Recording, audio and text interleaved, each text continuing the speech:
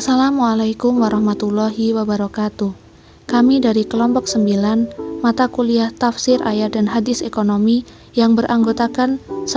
Safira Indita dengan NIM 2052312832, 2. Elisa Atikasari dengan NIM 2052311292, 3.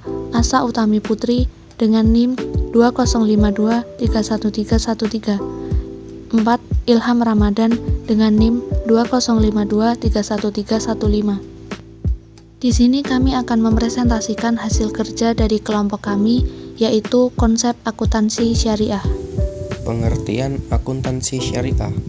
Akuntansi syariah adalah suatu sistem atau teknik dari suatu pencatatan, penggolongan, dan peringkasan, pelaporan, dan menganalisa data keuangan yang dilakukan dengan cara tertentu yang dapat digunakan dalam pengambilan keputusan ekonomi atau perusahaan dengan menggunakan prinsip-prinsip syariah yang terkandung dalam nilai-nilai Islam.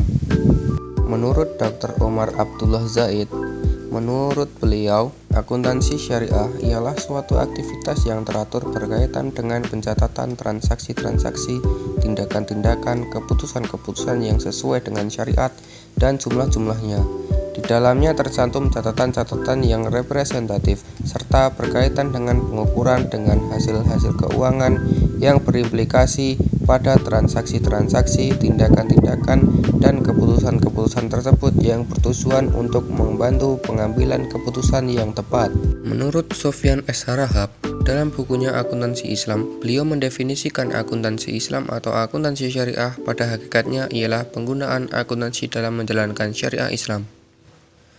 Akuntansi syariah ada dua versi. Akuntansi syariah yang secara nyata telah diterapkan pada era di mana masyarakat menggunakan sistem nilai Islami, khususnya pada era Nabi Shallallahu Alaihi Wasallam, Khulafaur Rasyidin, dan pemerintah Islam lainnya.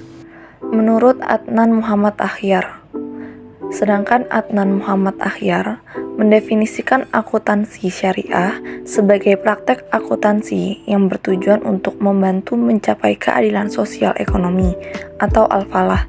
Selain itu juga untuk mengenal sepenuhnya akan kewajiban kepada Tuhan, individu, dan masyarakat yang berhubungan dengan pihak-pihak terkait pada aktivitas ekonomi seperti akuntan, manajer, auditor, pemilik, pemerintah sebagai sarana bentuk ibadah.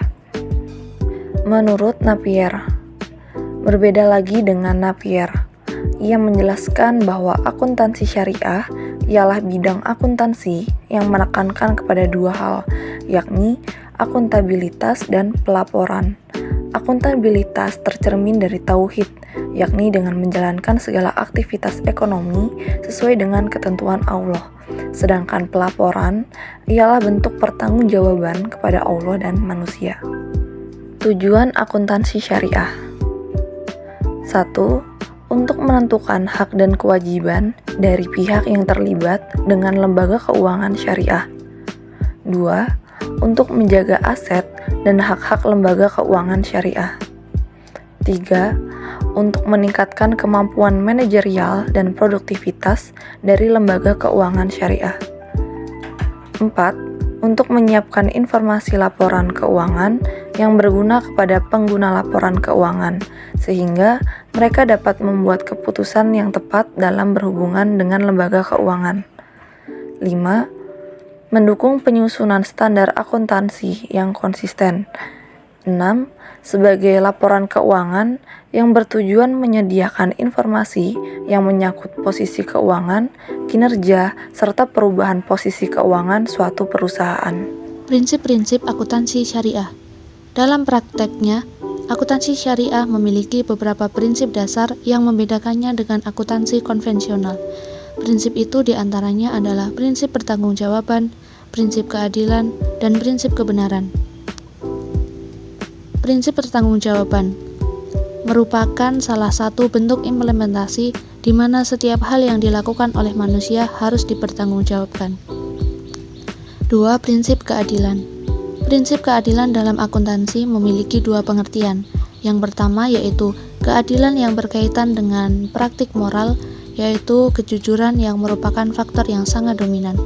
Kedua, kata adil bersifat lebih fundamental.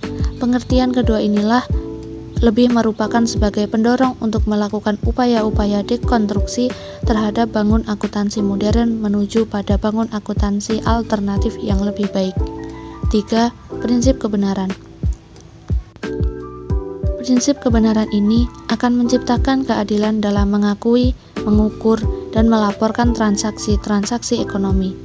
Dasar hukum dalam akuntansi syariah bersumber dari Al-Quran, Sunnah Nabawiyah, ijma atau kesepakatan para ulama, qiyas atau persamaan suatu peristiwa tertentu, dan uruf atau adat kebiasaan yang tidak bertentangan dengan syariah Islam. Ciri-ciri akuntansi syariah. Akuntansi syariah memiliki ciri-ciri diantaranya 1. Dilaporkan secara benar, tertera dalam Quran Surat Yunus ayat 5. 2. Cepat dalam pelaporannya, tertera dalam Quran Surat Al-Baqarah ayat 202 dan Quran Surat Maryam ayat 4 dan 5. 3.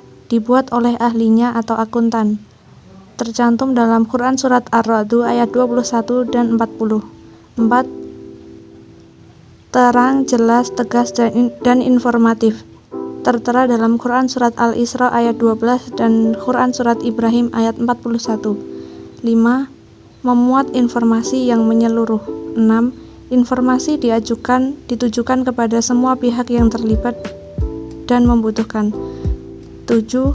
Terperinci dan teliti. 8. Tidak terjadi manipulasi. 9. Dilakukan secara kontinu atau tidak lalai. Karakteristik akuntansi syariah: tidak mendukung unsur riba, tidak mengandung unsur kezaliman, tidak mengandung unsur masyir, tidak mengandung unsur gahar, tidak mengandung unsur haram, tidak menganut prinsip nilai waktu dari uang atau time value of money.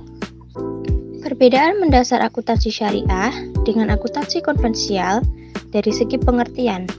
AS mengarah pada pembukuan, pendataan, kerja dan usaha. AK seputar pengumpulan dan pembukuan penelitian tentang keterangan-keterangan dari berbagai macam aktivitas. Dari segi tujuannya, AS bertujuan menjaga harta yang merupakan hujah atau bukti ketika terjadi perselisihan, membantu mengarahkan kebijaksanaan. AK menjelaskan utang piutang, untung rugi, sentral moneter, dan membantu dalam mengambil ketetapan-ketetapan manajemen. Sedangkan dari segi karakteristik, AS berdasarkan pada nilai-nilai akidah dan akhlak.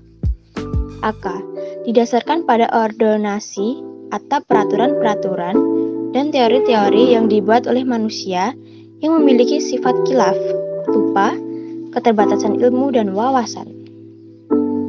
Dari segi modal, AS barang-barang pokok dibagi menjadi harta berupa uang atau cash dan harta serupa barang atau stok.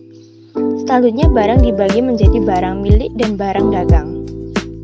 AK akuntansi konvensional terbagi dua bagian, yaitu modal tetap atau aktiva tetap dan modal yang beredar aktiva lancar.